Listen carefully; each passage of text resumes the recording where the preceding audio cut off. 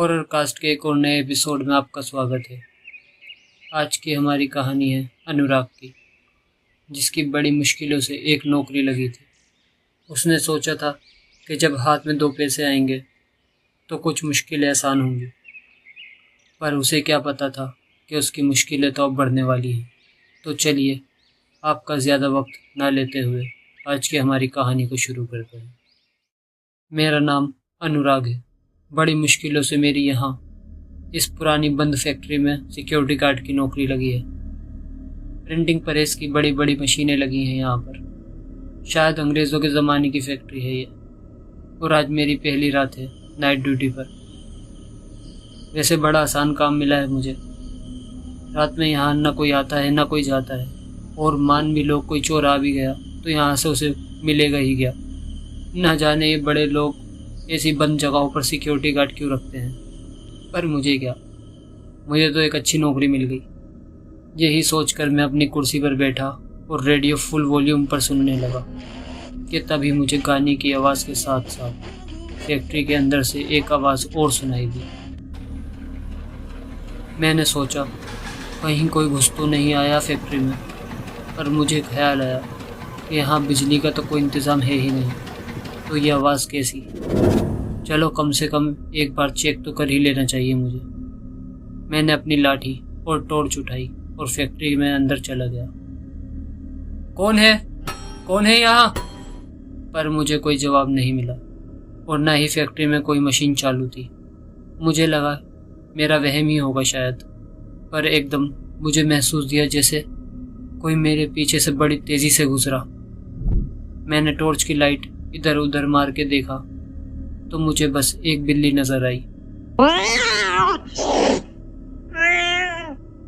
मेरी सांस में सांस आई। चलो कोई भूत या चुड़ैल वगैरह तो नहीं है कम से कम। अगर इस वक्त मुझे पैसों की इतनी सख्त ज़रूरत नहीं होती तो मैं कभी भी इस फैक्ट्री में रात में तो काम करता ही नहीं। खैर, मैं वापस आया और अपनी कुर्सी पर बैठ गया और सोचने लगा कि ये फैक्ट्री दिन में जितनी शांत लगती है उतना ही रात में खौफ आता है इसे देखकर। तभी रेडियो में से मुझे एक अजीब आवाज़ सुनाई दी। अब फैक्ट्री में अंदर आने की हिम्मत ना करना। ये अभी क्या हुआ? ये मेरा वहम था या नहीं, मेरा वहम नहीं था। पक्का यहाँ कुछ तो गड़बड़ है। मैंने सोच लिया था कि अब मैं इस जगह से बिल्कुल नहीं हिलने वाला हूँ। अरे अपनी जान किसे प्यारी नहीं होती।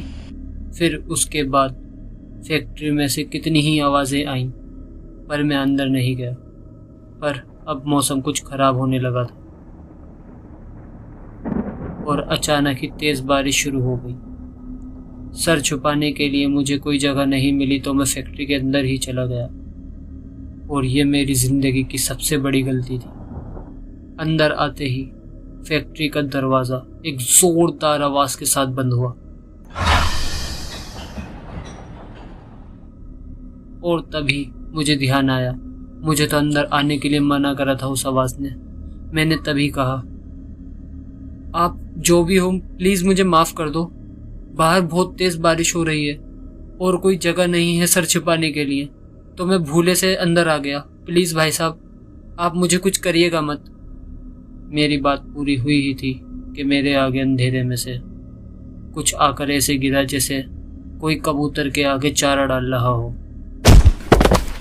मैंने ध्यान से देखा तो वो वही बिल्ली थी जिसे मैंने कुछ देर पहले देखा था, पर अब वो बिल्ली बीच में से ऐसे फटी हुई थी जैसे मानो किसी ने अपने दोनों हाथों से उसके पेट को चीर दिया हो। मुझे तो उसे देखकर वहीं उल्टी हो गई और फिर मैं गेट की तरफ भागा और मेरा पैर किसी चीज़ में फंसा और मैं गिर गया। फिर किसी ने मेरा पैर पकड़ा और मुझे घसीटते हुए अंदर की तरफ ले गया जहाँ से वो बिल्ली किसी ने फेंकी थी। जब मेरा पैर छूटा तो मुझे एक आवाज़ सुनाई दी। मना करा था ना मैंने अंदर आने के लिए। और ये आवाज़ सुनकर मैं बेहोश हो गया। जब मेरी आँख खुली तो मैं फैक्ट्री के ऑपरेटिंग रूम में था और मेरे हाथ पैर रस्सियों से बंधे हुए थे। मैंने खुद को छुड़ाने की बहुत कोशिश करी पर मैं नाकाम रहा। ये तभी ऑपरेटिंग रूम का दरवाज़ा खुला और एक पुराने ज़माने के सिक्योरिटी गार्ड की यूनिफॉर्म पहना आदमी अंदर आया।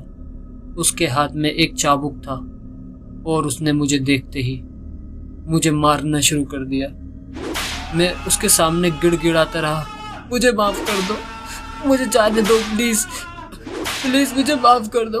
पर वो मेरी एक बात सुनने को तैयार नहीं था, या फिर वो सुन ही नहीं पा रहा था।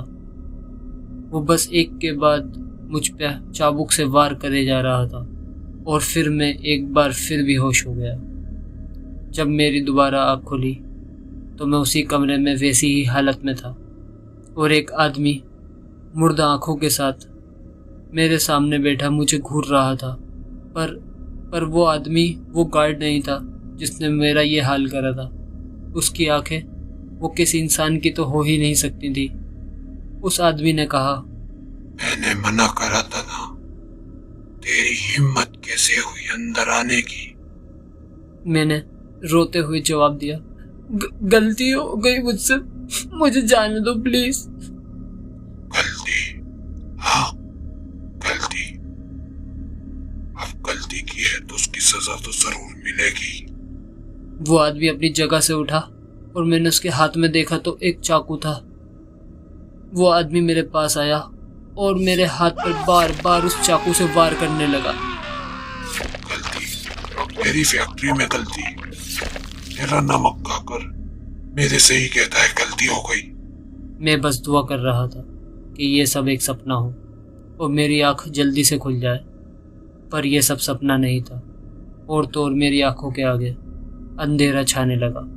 पर मैंने अपनी बंद होती आंखों से देखा कि अब सुबह होने लगी थी। सूरज की रोशनी फैक्ट्री में आने लगी थी और फिर मेरी आंखें बंद हो गईं। जब मेरी आंखें खुली तो मैं हॉस्पिटल में था और मेरे साथ सिक्योरिटी गार्ड की नौकरी करने वाला राजू ही मुझे हॉस्पिटल लेके आया था। उसने मुझे बताया कि इस फैक्ट्री में दिन में तो सब कुछ ठीक रहता है, पर नाइट ड्यूटी करते हुए कई लोगों ने अपनी जान गंवाई है। पर मुझसे पहले काम करने वाले सिक्योरिटी गार्ड ने 3 साल काम करा था और उसे कभी कोई दिक्कत नहीं हुई थी। तो राजू मुझसे पूछता है कि मैंने ऐसा क्या करा जो मेरी ऐसी हालत हो गई थी। तो मैंने उसे जवाब दिया, बस एक गलती करी थी मैंने। उस आवाज़ की बात नहीं मानी, वो फैक्ट्री के अंदर चला गया और शायद मेरी जान भी इसलिए बची है क्योंकि सुबह हो गई थी, नहीं तो वो मुझे मार डालता।